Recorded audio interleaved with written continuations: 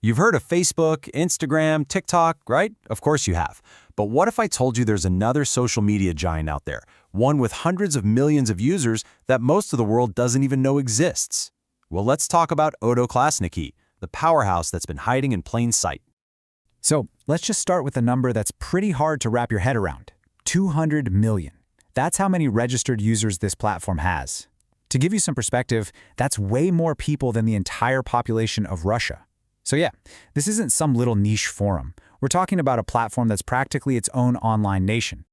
And on its home turf, it is an absolute heavyweight.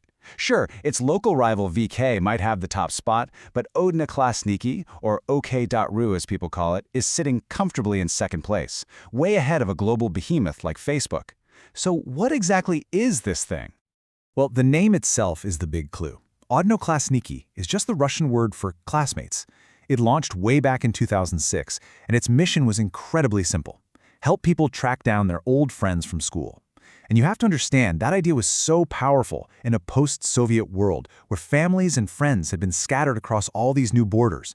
That connection to the past was more than just nostalgia. It was vital. But here's the thing. This giant didn't start in some fancy Silicon Valley boardroom. Nope.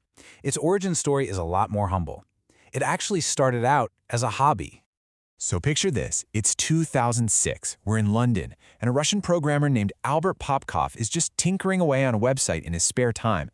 It was a total passion project, just a way for him to find the people he grew up with. He had absolutely no idea he was laying the foundation for an empire. And that simple idea just exploded. The growth was absolutely frantic. Within just 1 year, it hit 3 million users. By 2008, Popkov sold a controlling stake, and the whole thing got caught up in this whirlwind of lawsuits and corporate takeovers. And somewhere in all that chaos, the company made a mistake, a near-fatal one. And this brings us to a really fascinating, kind of wild turning point in the company's story. It's a moment where one single decision threatened to bring the whole thing crashing down. You see, before this fall from grace, Odnoklassniki was the darling of the Russian internet. I mean, they were sweeping up awards left and right for innovation, for cultural impact. They were pretty much on top of the world. And then, in this just stunning reversal, the very same competition that had crowned them Project of the Year only 2 years earlier gave them a brand new award, Disappointment of the Year. Ouch. So what on earth happened? How do you go from being the hero to the villain that quickly?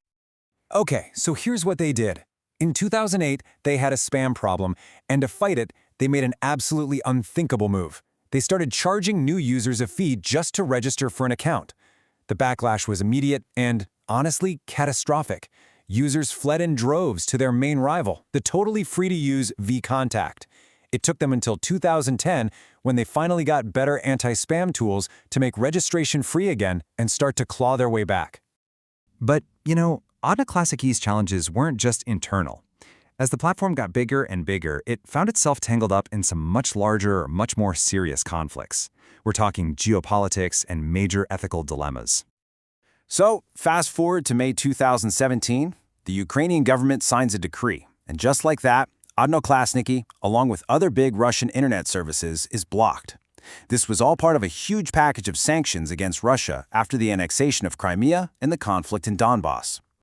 And this move was met with immediate criticism from the international community. Reporters Without Borders, for example, did not mince words. They called it a disproportionate measure that seriously undermines the Ukrainian people's right to information and freedom of expression. And the real-world impact? It was huge. I mean, just look at the numbers. Before the ban, a whopping 35% of Ukrainian internet users were on the site every single day.